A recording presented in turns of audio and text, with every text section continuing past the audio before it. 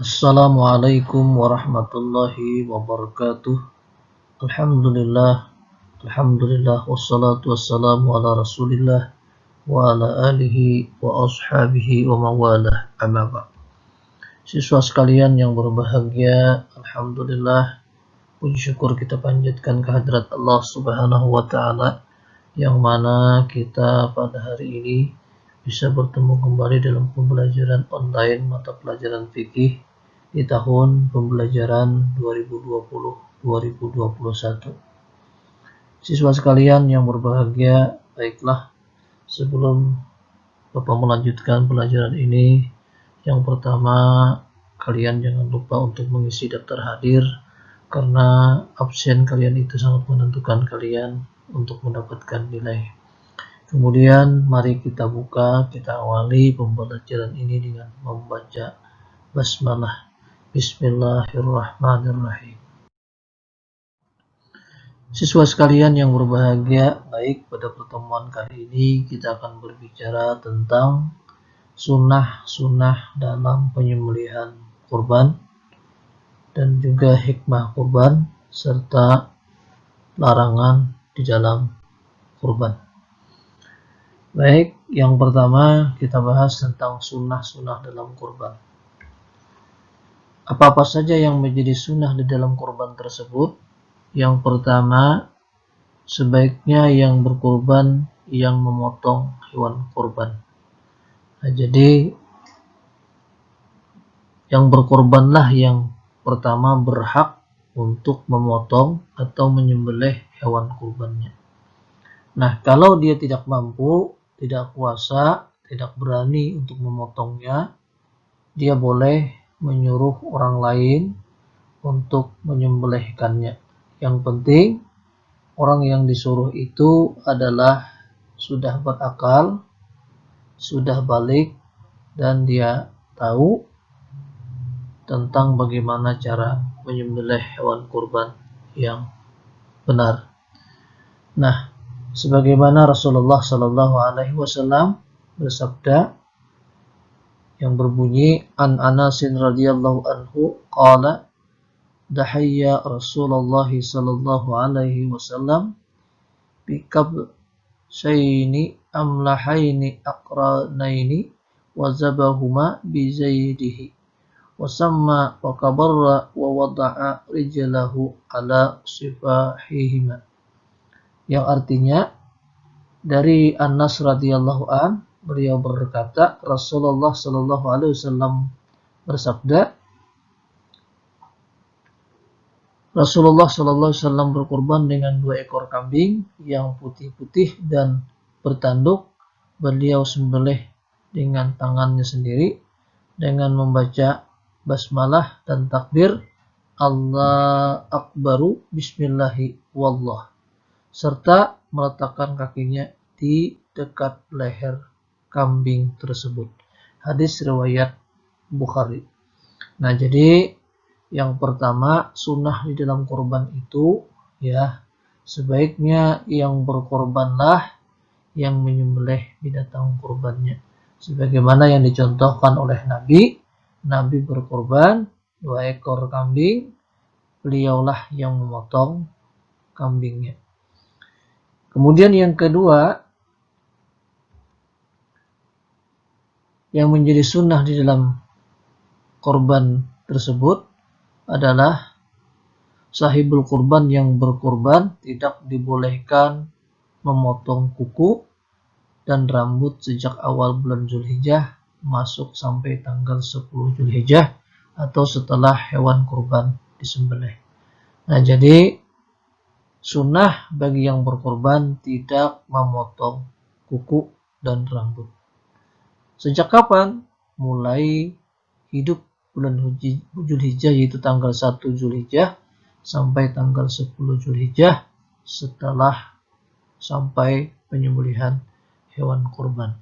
Nah, jadi ini termasuk larangan. Ya, termasuk larangan untuk tidak boleh memotong kuku dan memotong rambut. Nah, ini juga menjadi sunnah di dalam berkurban. Jadi orang-orang yang berkurban itu usahakan jangan memotong kumis, jangan memotong rambut, jangan memotong kuku, ya, sebelum hewan kurbannya disembelih. Sejak kapan? Mulai hidup bulan Dzulhijjah tanggal 1 sampai tanggal 10 Dzulhijjah.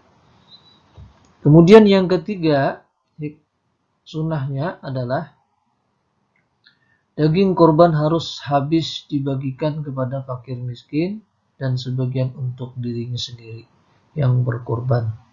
Nah, jadi ya, daging korban tersebut dia harus bagikan, ya, namun dia boleh memakan sebagian dagingnya.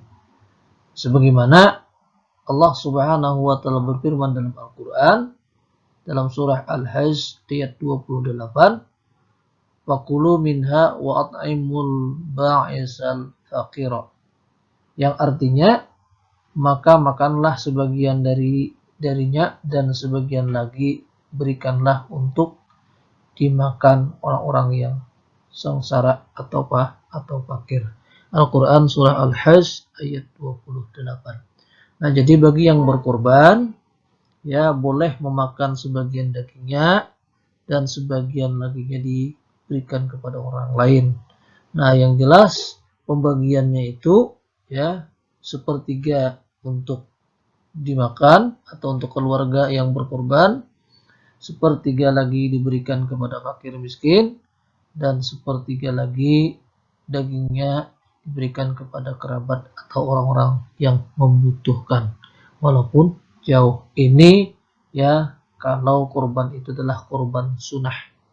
Akan tetapi kalau korban itu adalah korban najar, artinya najar tadi, ya, misalnya kita, ya, bernajar, aku pokoknya tahun ini kalau misalnya tanahku payu laku dengan seharga sekian, aku berkorban di bulan Dzulhijjah ini.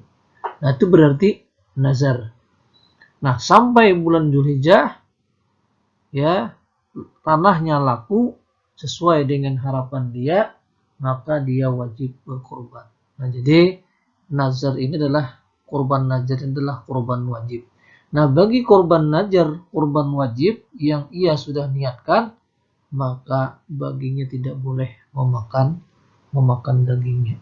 Nah, kalau kurban sunnah, dia dibolehkan saja untuk memakannya. Nah, sebagaimana, ya, Allah Subhanahu wa taala berfirman dalam Al-Qur'an dalam surah Al-Hajj ayat 36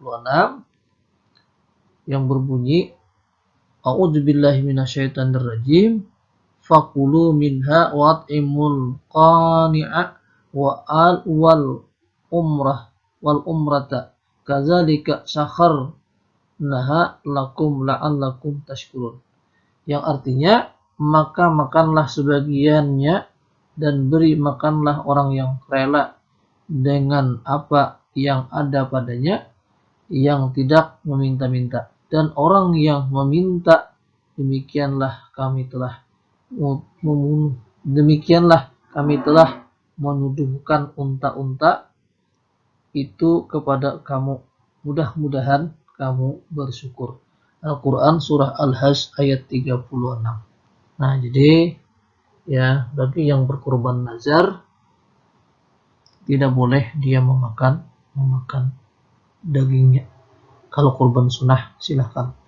Kemudian yang keempat, sunnahnya adalah penyembelih dan panitia hewan kurban boleh saja menerima daging kurban, tetapi bukan sebagai upah yang menyembelih atau yang mengurus. Nah, jadi bubuhan panitia, yang tukang potongnya, yang tukang kulitinya, yang tukang timbang dagingnya, yang tukang cuci jeroannya, maka itu dibolehkan saja yang menerima, ya, pembagian daging kurban. Nah, asalkan, ya, baginya tidak dianggap sebagai upah. Nah, jadi siswa sekalian yang berbahagia, ya, ada 4, ya, hikmah daripada sunnah daripada penyembelihan kurban ini. Baik, Kita lanjutkan ya, yang kedua atau yang B, larangan dalam berkurban. Nah, apa larangannya? Larangannya adalah dijelaskan oleh Nabi kita Muhammad sallallahu alaihi wasallam ya dalam sebuah hadisnya ya, bahwa dilarang daging kurban itu dijual termasuk kulitnya. Jadi daging kurban tidak boleh dijual oleh yang berkurban maupun panitia ya, dan kulitnya. Jadi semuanya, dagingnya, kulitnya, tiruannya itu harus dibagikan kepada fakir dan miskin. Nah, tidak boleh dijual.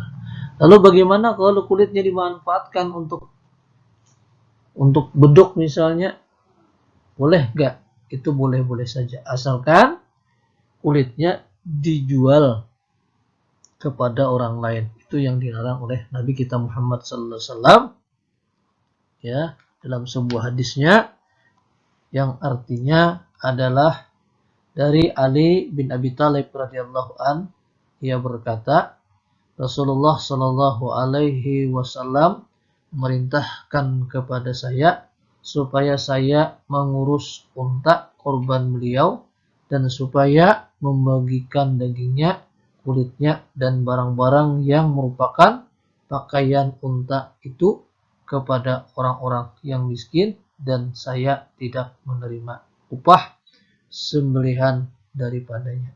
Nah, hadis riwayat Muslim dan Bukhari. Nah, jadi ya, Rasulullah Shallallahu Alaihi Wasallam melarang kepada kita ya untuk tidak menjual daging kurban, tidak menjual kulit ya, kulit binatang kurban tersebut dan juga yang lain-lainnya. Siswa sekalian yang berbahagia, kemudian kita lanjutkan yang ketiga atau yang C-nya adalah hikmah dan keutamaan kurban. Nah, apa hikmahnya atau keutamaannya? Yang pertama, keutamaannya adalah ibadah kurban banyak sekali mempunyai keutamaan. Di antaranya adalah satu, sarana untuk mendapatkan ridha Allah Subhanahu wa taala. Nah, jadi orang yang berkurban itu ya, keutamaannya dia mendapatkan ridha Allah Subhanahu wa taala. Nah, ini merupakan ya keridaan Allah bagi yang berkurban, karena dia mampu ya mengeluarkan sebagian hartanya di jalan Allah untuk membantu fakir miskin, maka Allah akan meridhoinya. Kemudian yang kedua, amalan yang paling dicintai Allah pada hari raya Idul Adha. Nah, jadi orang yang berkurban itu termasuk orang yang dicintai Allah, karena Allah ya sangat mencintai ya amalan yang dicintai oleh Allah itu ya, yaitu adalah menyembelih hewan kurban pada hari tersebut. Kemudian yang ketiga, keutamaannya adalah hewan kurban akan menjadi saksi di hari kiamat. Nah, jadi pada hari kiamat nanti hewan-hewan kurban itu akan menjadi saksi ya bagi yang berkurban. Kemudian yang keempat adalah mendapat pahala yang sangat besar. Nah, jadi yang keempat ya, orang yang berkurban itu nanti akan diganjar oleh Allah dengan pahala yang besar, sebagaimana dikatakan dalam sebuah hadis Nabi ya, yang berbunyi, qultu au qalu ya Rasulullah sallallahu alaihi wasallam ma hadhil adahi, qala sunnatu aibikum bi Ibrahim wa qalu ma lana minha, qala bikul sya'ratin hasanatun.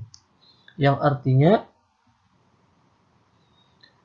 Aku telah bertanya, atau mereka para sahabat telah bertanya kepada Rasulullah sallallahu alaihi wasallam, "Ya Rasulullah, apakah udhiyah itu?" Jawab Nabi kita Muhammad sallallahu alaihi wasallam, "Itulah sunnah ayahmu Ibrahim." Mereka bertanya, apakah yang kita peroleh dari udhiyah itu? Kemudian Rasulullah pun menjawab, pada tiap-tiap helai bulu, kata Nabi, kita memperoleh suatu kebaikan. Nah, jadi ya, para sahabat bertanya kepada Rasulullah tentang udhiyah atau tentang kurban tersebut, apa yang ia dapat ya bagi yang berkurban itu. Rasulullah menjawab bahwa ya setiap helai bulu ya binatang yang dikorbankannya itu akan menjadi kebaikan atau menjadi pahala bagi yang berkurban. Ini hadis diriwayatkan adalah oleh Ahmad dan Ibnu Majah. Siswa sekalian yang berbahagia, kemudian yang selanjutnya yang kedua, hikmah kurban. Nah, apa hikmahnya? Yang pertama, meningkatkan tali persaudaraan. Nah, jadi dengan berkurban tersebut, orang yang berkurban tersebut akan meningkatkan tali persaudaraan kepada siapa? Kepada sesama muslim. Kemudian yang kedua, memperkuat ukhuwah Islamiyah. Nah, jadi dengan berkurban tersebut, maka ya ikatan tali keislamannya, persaudaraannya, ukhuwahnya akan semakin erat. Kenapa? Karena orang senang kepada yang berkorban tersebut, karena kita adalah termasuk orang yang dermawan. Nah, kemudian yang terakhir, hikmah daripada korban tersebut adalah memberi contoh kepada sesama manusia untuk rela berkorban demi kebaikan. Nah, jadi ya ada 3 hikmah daripada ibadah kurban tersebut. Baik siswa sekalian yang berbahagia, demikianlah materi pembelajaran kita pada hari ini tentang sunnah di dalam berkurban, kemudian larangan berkurban, dan juga hikmah serta keutamaan berkurban. Mari ya kita tutup saja, kita akhiri pembelajaran ini dengan membaca hamdalah. Alhamdulillahirabbil alamin, billahi taufiq wal hidayah. Assalamualaikum warahmatullahi wabarakatuh.